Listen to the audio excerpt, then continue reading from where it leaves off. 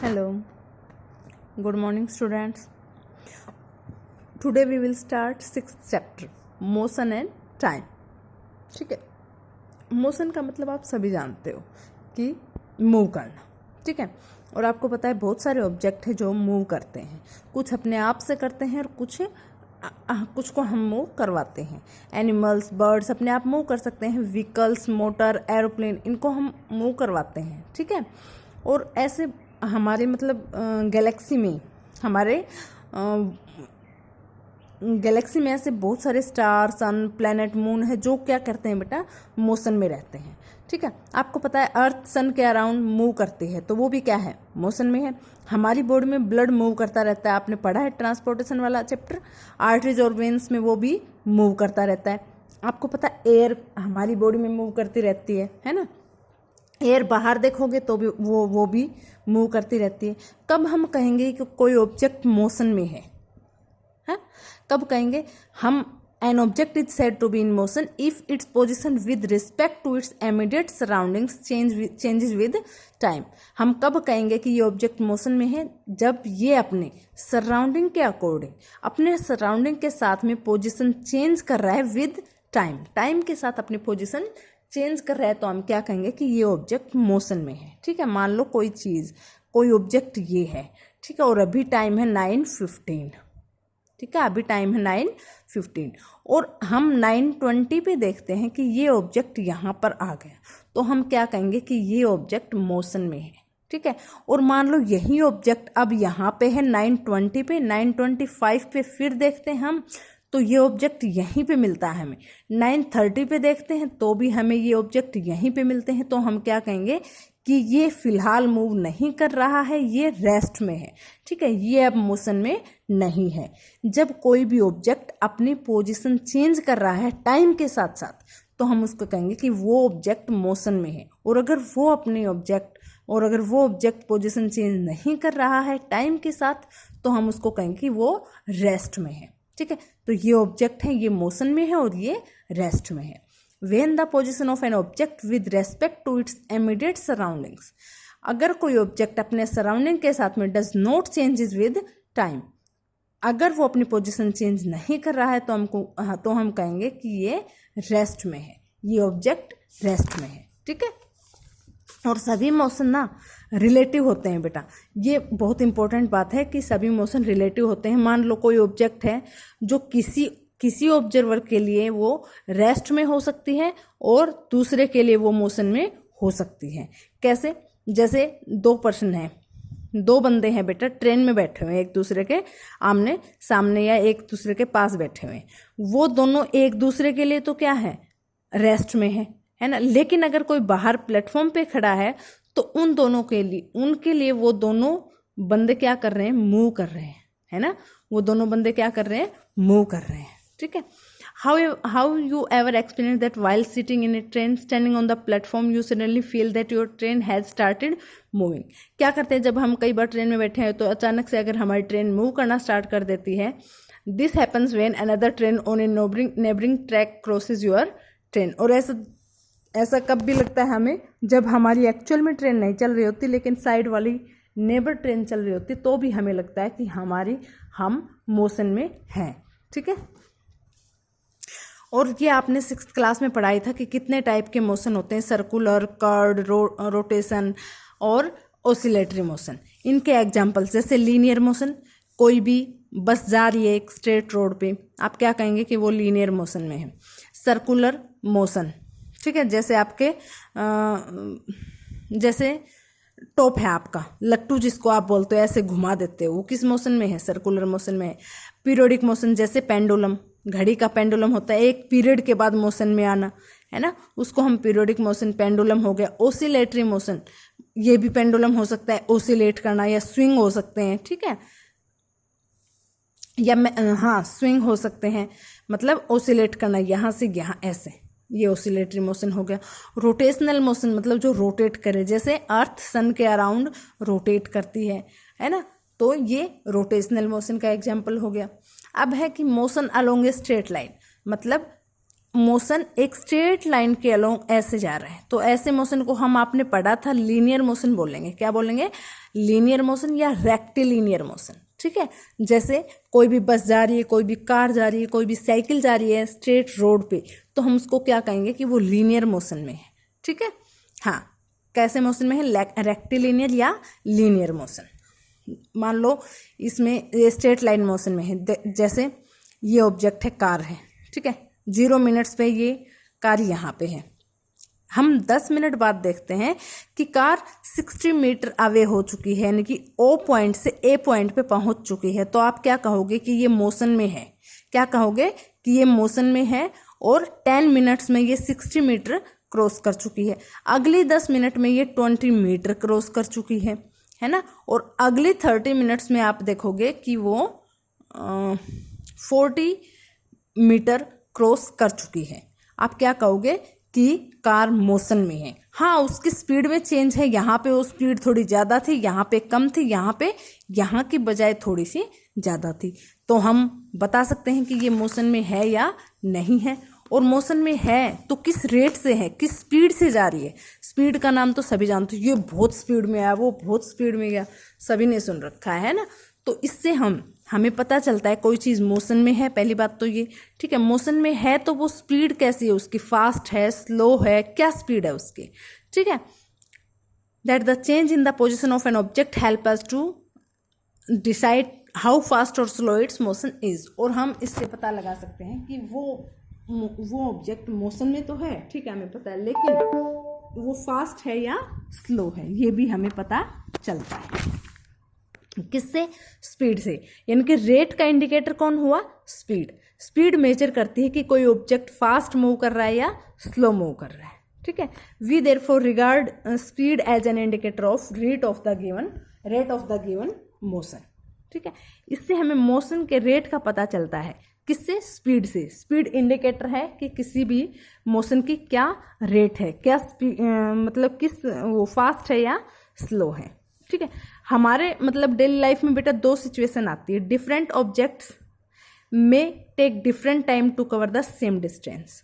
मान लो एक आपके घर से स्कूल तक जाने में आपकी बस टाइम लेती है 15 मिनट्स, लेकिन जब आपके पापा छोड़ के आते हैं तो आप पहुंच जाते हो 10 मिनट में। ठीक है, तो ये बात है कि दो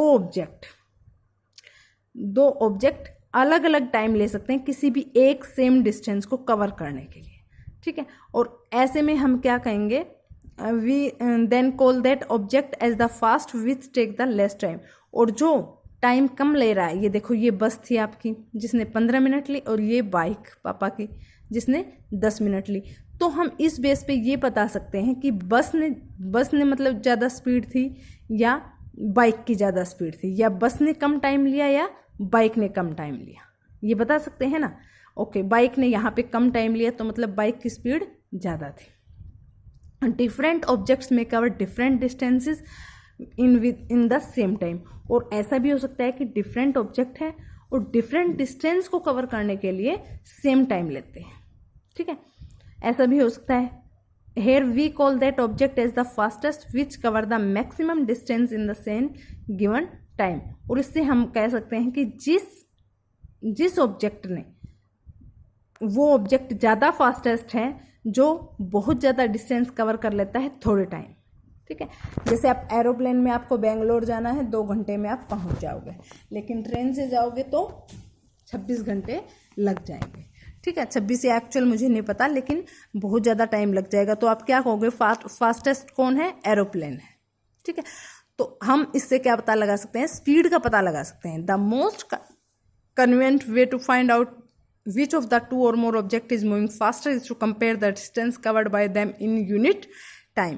और ये सबसे मतलब पुराना मेथड है जिससे हम कंपेयर कर सकते हैं कि कोई भी ऑब्जेक्ट डिस्टेंस कवर कर रहा है, कितने टाइम में कवर कर रहा है, और उसकी स्पीड हम निकाल लेंगे तो हमें पता चल जाएगा कि ये फास्ट मूव कर रहा है या स्लो मूव कर रहा है। मान लो एक कार है A और एक कार है B, किस स्पीड से जा रही है? 30 किलोमीटर पर आवर की स्पीड से, और कार B जा रही है 50 किलोमीटर पर आवर की स्पीड से।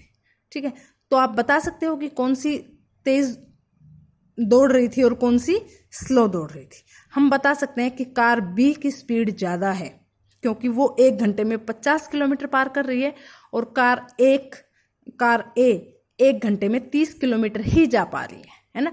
तो किसकी स्पीड ज़्यादा हुई? जो 50 किलोमीटर पर आवर है उसकी स्पीड ज़्यादा है, वो ज़्यादा जल्दी मूव कर रही है।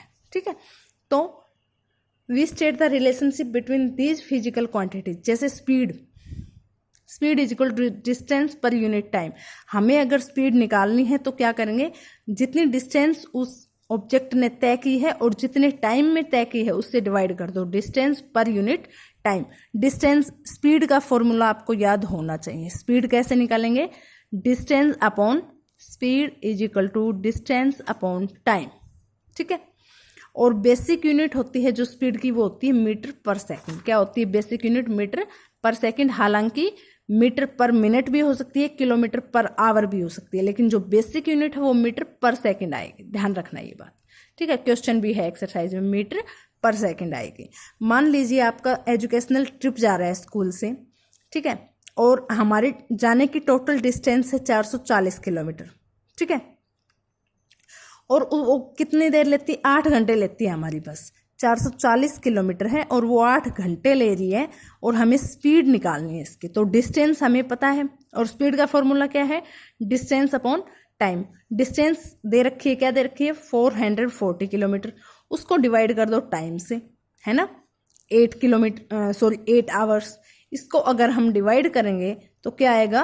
55 किलोमीटर पर आवर। तो इससे हमें उस बस की स्पीड पता चल गई कि इस बस की एवरेज स्पीड है कि लगभग 55 किलोमीटर तय कर लेती है 1 घंटे में। ठीक है, this is your average speed as you might have stopped on the road for one और अनदर रीजन। और ये बेटा एवरेज स्पीड होगी कि कहीं हमें बीच में थोड़ा बहुत रुकना भी पड़ जाए। हमें पता है कि 440 किलोमीटर है और हमने उसको डिस्टेंस को कवर कर लिया है 8 घंटे में। ठीक है, बीच में हम रुके हैं, धीरे गए हैं, तेज गए हैं, उसको स्पीड निकालनी है हमें। ठीक है, 55 किलोमीटर एवरेज स्पीड है। मान लो आप कहीं बहुत तेज भी चले होगे, जब आपको बिल्कुल साफ रोड होगा, ठीक है, तो ड्राइवर क्या सोचेगा? एकदम साफ रोड है, मैं निकाल लेता हूँ। हो सकता है कहीं पे ट्रैफिक में मिला हो तो वहाँ पर रोकनी भी पड़ी हो, कहीं पे बहुत ज़्यादा गाड़ियाँ आ जा रही हैं तो वो थोड़ा धीरे भी चलाने की कोशिश करेगा, है ना। बच्चों को थोड़ा बहुत रुकना है, उतरना है, तो वहाँ पर 5-10 मिनट के लिए रोक भी लेगा। तो ये उसकी एवरेज स्पीड निकल के आ जाती है कि एवरेज ये बस 1 घंटे में 55 किलोमीटर स्पीड डिस्टेंस कवर कर लेती है। ठीक है, we now understand that as an object moves its speed can go on changing. और हमें पता है कोई भी ऑब्जेक्ट मूव करेगा तो ये अपनी स्पीड चेंज भी कर सकता है। ठीक है, एवरेज स्पीड क्या होगी? Total distance by total time taken. जितनी डिस्टेंस वो कवर कर रहा है, जितने टाइम में कर रहा है, इससे हम उसकी एवरेज स्पीड निकाल सकते हैं। इस टाइप के क्वेश्चंस दूंगी बेटा, वो आपको सोल्व करने हैं और एक्सरसाइज में भी होंगे। ठीक है, तो स्पीड का फॉर्मूला क्या है? Speed is equal to distance upon time. और स्पीड की यूनिट क्या है? मीटर पर सेकेंड। ठीक है, और मीटर पर मिनट भी हो सकती है, किलोमीटर पर आवर भी हो सकती है, लेकिन बेसिक यूनिट है मीटर पर सेकेंड। अब है कि डिफरेंट ऑब्जेक्ट्स की डिफरेंट स्पीड होती है। जैसे लाइट की एयर में जो स्पीड होती है 3 × 10⁸ मीटर पर सेकेंड। मतलब इतने मीटर 1 सेकेंड में लाइट मूव करती है। ठीक है, स्पीड ऑफ साउंड की जो स्पीड होती है एयर में, वो क्या होती है? 340 मीटर पर सेकेंड। 340 मीटर पर सेकेंड, ये आपको याद होनी चाहिए। Speed of earth rotation, earth rotate करती है हमें पता है, तो इसका मतलब रोटेट करती है, किस स्पीड से करती है? 440 मीटर पर सेकेंड। और जब सन के चारों ओर चक्कर लगाती है तब 30 किलोमीटर पर सेकेंड होती है इसकी स्पीड। 30 किलोमीटर पर सेकेंड, ये फास्ट है मतलब, है ना। Speed of launching of satellites rockets, आपको पता है सैटेलाइट रॉकेट्स लॉन्च होते हैं हमारे, तो उनकी स्पीड क्या होती है? 8 किलोमीटर पर सेकेंड। ठीक है, और जो सबसे मतलब तेज उड़ने वाला पक्षी है पेरेग्रिन फैल्कन, उसकी स्पीड है 200 kilometre per hour. 200 kilometre per hour. और आपको पता है सबसे तेज दौड़ने वाला एनिमल है चीता। कौन सा? चीता। उसकी स्पीड है 115 किलोमीटर पर आवर। और बाइक वगैरह में, गाड़ी वगैरह में क्या लगा होता है? स्पीडोमीटर लगा होता है। क्या लगा होता है? स्पीडोमीटर, जो डायरेक्ट स्पीड को नोट करता है, ठीक है, कि आप अभी इस स्पीड से जा रहे हो, ठीक है। यूनिफॉर्म मोशन में अभी आप कहते नहीं कि 60 की स्पीड से चला रहा हूँ, 80 की स्पीड पे चला रहा हूँ, तो वो क्या होता है? वो इंस्ट्रूमेंट क्या होता है? स्पीडोमीटर, जो बाइक और गाड़ी वगैरह में लगा होता है, ये क्या करता है? नोट करते रहते हैं कि किस स्पीड से जा रहा है, ठीक है, कितनी डिस्टेंस कवर कर ली हमने, कितने टाइम में। ओके, यहाँ तक समझ आया बेटा? कोई भी डाउट हो पूछ लेना। Thank you.